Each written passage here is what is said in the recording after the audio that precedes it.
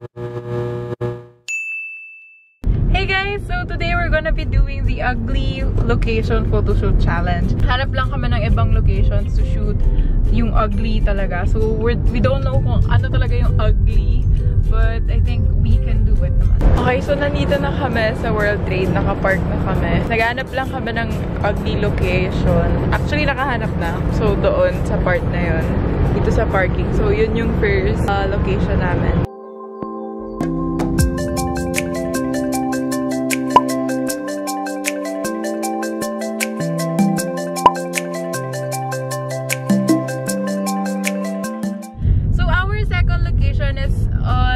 Barrier sa may gate.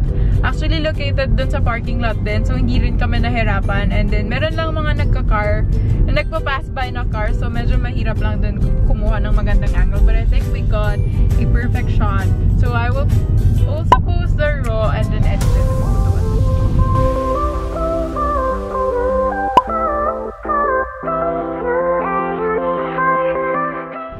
Okay guys, so we found our last and third ugly spot. So we're here at the Blue Bay Walk. I don't know if this is ugly, but basically meron siyang like rusty na, paano ba yan? Rusty na like bakal and stuff. And then meron lang konting vines na hindi ganun kaganda. So we just think that it's ugly.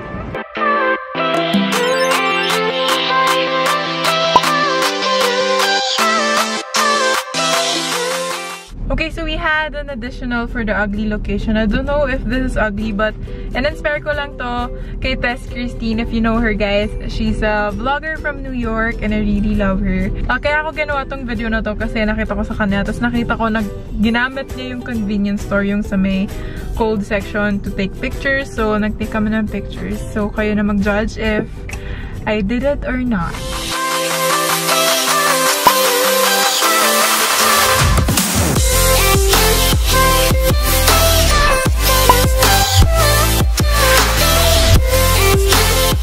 So that's it for this video guys. Thank you so much for watching.